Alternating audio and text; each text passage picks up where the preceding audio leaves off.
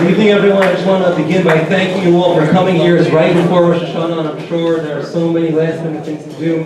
But what a beautiful way to spend the last night of the year. So please, congratulate yourselves for being here. I just want to begin with an announcement. The Yeshiva Bet Yehuda dinner will be taking place on Sunday, October 29th. And in years past, we've done a special Partners in Torah learning session at the dinner. We have our own room, and we start half an hour before the dinner begins. We had over 200 people there last year.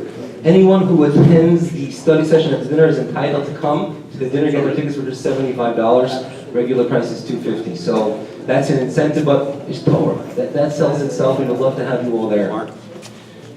A word about Rosh Hashanah. The first night, tomorrow night, there is a custom to eat different foods that each one has a symbol in it of having a great, wonderful year. So for example, there's a custom to eat fish as a symbol that just like fish multiply and are fruitful, we want to be as many as fruitful as fish.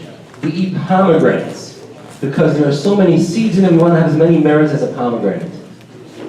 We have, some people, a fish head or the head of a sheep. We want to be a head and not a tail at the top and not at the bottom of the totem pole.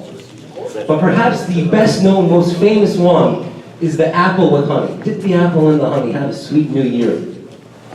And I understand why we use the honey. The honey is so sweet, it's so delicious, symbolic of a sweet year ahead of us. But I ask you friends, why the apple? Out of all the fruits we could choose, why do we choose the apple? There are several answers that are given to this question of why the apple. But I want to use one that's given by Rabbi Eliyahu of Vilna, known as the Vilna Gaon. And he cites a verse in the Song of Songs, Shir HaShirim, written by King Solomon, the wisest of all men. And in that verse, in Shir HaShirim, which really, by the way, is a love story. It's written as a love story between a man and a woman, but really it's a love story between God and the Jewish people. And in that book it says that we, the Jewish people, are like a tapuach, like an apple, in the middle of a wooded forest. So just picture the vivid imagery here. You have a forest with all kinds of trees, and in the middle is a small apple tree with beautiful red fruits.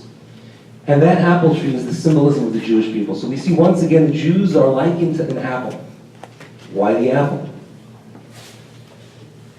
Go to a supermarket and go to the produce section. Which fruit will have the most variety? Most kinds of what? So the pears, you'll have a few kinds of pears. You have the bas, you have the anjel, you have the barley, you have the red pears, about 4 nectarines and peaches, maybe a few varieties of plums.